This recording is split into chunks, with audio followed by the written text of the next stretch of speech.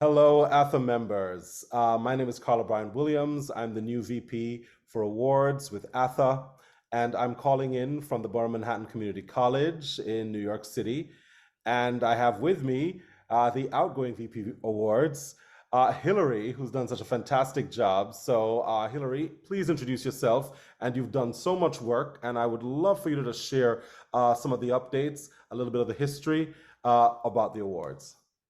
Yeah, thank you so much. I'm so happy to be here, Karl. My name's Hillary Miller. I am calling in from Queens College, CUNY, in New York. And I'm excited to be here because this is an opportunity to just talk to the membership about the incredible work that happened over the past 2 years before the baton was passed in terms of the VP responsibilities.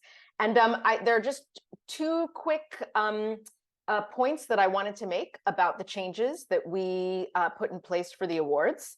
And the first one is really about an attempt at greater transparency for the processes and how we think about recognition within ATHE. So there were all of these questions about how we think about those ideas and then actually put that into practice in the awards area. And that, of course, affects budget and many other things.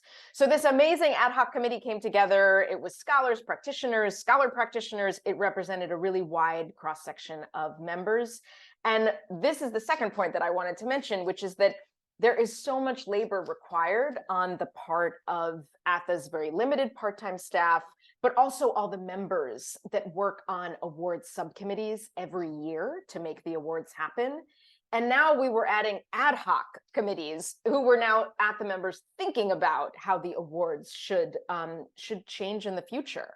So it was a very intensive process, but it was also really exciting. So that ad hoc committee basically put forth a series of proposals for the committee that was formed last year, which was 2022 to 2023. And that committee tried to basically look at these proposals and say, how are we accessing excellence in the field? Can we tie our awards more closely to focus groups? What about grants? Why does ATHE not have any scholarships or grants? Basically tried saying, like, how can we give more awards? How can we hold up more of the amazing work that's been being done in the field, and thinking about this as recognition that is not narrow? How can we expand it as much as possible? So there were, of course, we didn't get consensus in every area. Like, there were some areas in which, we just ran out of time.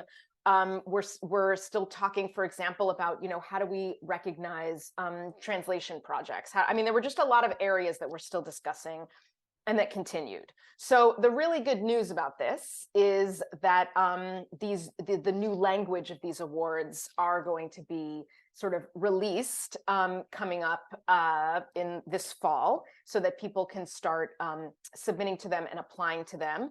And the second piece that is the really good news is that this committee, one of the major things that they did was draft proposals for grants. And as I mentioned, ATHE has not had grants or scholarships. And the goal is to really shift the bulk of the resources in the awards sort of area of ATHE, to really shift those to supporting the work of graduate faculty, contingent faculty, funding creative work, funding workshops, going directly to focus groups, for example, funding research projects that maybe in the current situation would not be funded. So that is still ongoing. Like, that work is taking a long time. And that is something that my understanding is that it'll continue across this coming year. Yeah. So for people who see the new awards revisions, that's sort of one half. I don't know if it's exactly half, but that's just one piece of this work of saying, like, what are we recognizing in the field? And the core question there is, how is ATHE supporting its members?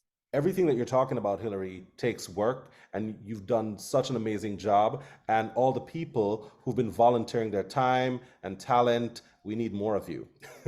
And some of you are probably going to relax a bit. And so we definitely want more of you coming on board, helping out. And another thing that you spoke about that I think is good to mention here is the fiscal impact of awards and the curiosity around how awards are funded. So if you just don't mind sharing a little bit about that. So both committees wanted to respond to the feedback that grants and financial support should be going to the most under-resourced, the most precarious within the field. And we heard time and again from members, like if there are limited funds, for example, it took very quickly for the committee to say ATHE shouldn't be spending money on plaques, right? Like that was not a hard one. The hard part is that the amount doesn't quite increase and you have to figure out how to split it up in a different way. Right now, the harder part of the process was thinking about there are decreased amounts of funding at many institutions. So we proposed a very different schema for support to people who win awards than had previously been done. People will be able to see that. It looks very similar to what we currently do in terms of membership levels, where it's kind of pegged to your employment category. And of course, the difficulty is that I had many conversations with scholars and artists through the process who were saying, I'm a senior scholar and my travel budget was completely annihilated 5 years ago or something like this. I used to have subvention funds and now I have none. So, it's just a known right now that there is a sense of, I think, challenge to funding all of the work that we want to do, even people who are institutionally affiliated. But what we're trying to do and what we were hoping to do in terms of thinking of the fiscal impact was, yes, this is a fact, but we also have to prioritize the members of the field who are in contingent positions so that if they, win an award, they can come to the conference, or that there are grant opportunities that they can just go online and apply for. Thank you for sharing that. And again, we are going to need you on deck. So this is an official call Yes. to serve on committees. Please reach out to me via email, vpawards@athe.org. And just to say, this is the first year that the awards have been revised, and we love your feedback. That's one of the reasons we're having this conversation. We're doing this video. We want your feedback. Please email me that feedback as well.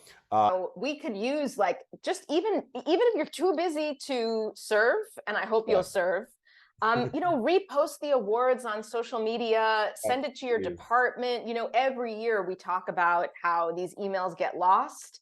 The awards are the whole category of recognition is only going to be strong if people are really submitting. And another thing that we tried to do is make some of the submission requirements a little bit less onerous for those awards that we got feedback on that they were quite time consuming or challenging. Yes. So serve and submit, both sides. I love that. Serve and submit. Serve and submit. Happy people. Yep. But thank you for your time. I hope you watch this, and I just, spread the word.